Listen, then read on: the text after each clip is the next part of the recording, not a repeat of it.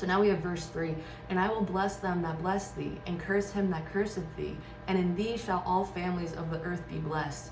And here it's basically saying, like, hey, God is saying, I'm going to curse thee. Is God actually going to, like, throw swords at people and be like, F you, you know? No, that's not it. God is no respecter of persons.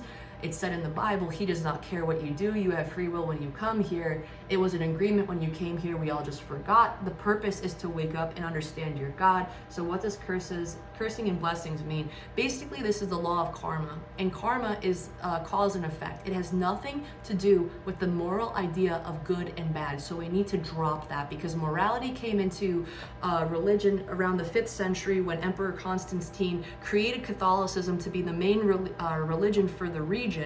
And when you do that, you say, hey, there's heaven, there's hell, and now there's fear. Because if you don't give me your time, if you don't give me your money, if you don't believe in what I believe, I'm going to kill you, okay? And like, imagine that being the foundation of your religion, or at least the beginning of it being, when before that, it actually was embodying the idea of giving the power to the people to understand their psychology, to understand that the Bible is actually a psychological drama of their development through life, that when they get older and wiser and witness their actions and their behaviors, that it was actually them all along that had created their reality.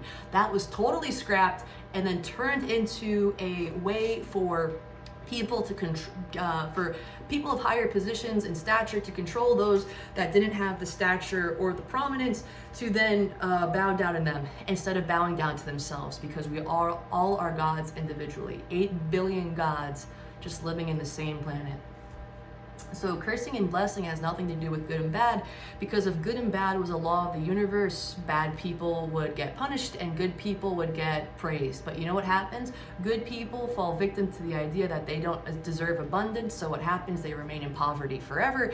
Bad people don't have a moral concept in their mind, because based on the way their subconscious is programmed. So can they get away with bad things and not get punished? Yes. And that is the law of cause and effect. It explains it perfectly there. Whatever your subconscious programming is of good and bad will be projected back to you into your reality. My concept of good and bad is based on my morality, and it's based on your version of morality. So if I do something bad and I have no problem with it, will something bad happen to me?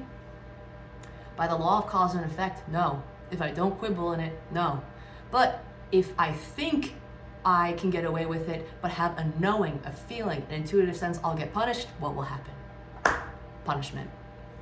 So here it's saying that the cursing and the blessing is just going to say, like, God will curse those or give the law of karma and effect, or cause and effect to happen to everybody in which understands what you're doing. You know, like whoever will follow you, like listen to their intuition and all of those things, and dwell in their innermost connection to God, they will be blessed. And those that will be distracted by their minds and go bonkers and go crazy will then attract that kind of chaos. That's all it is. We're the only ones who can curse and bless ourselves. There's no almighty power in the sky that wants to harm us. God is no respecter of persons, doesn't care what you do.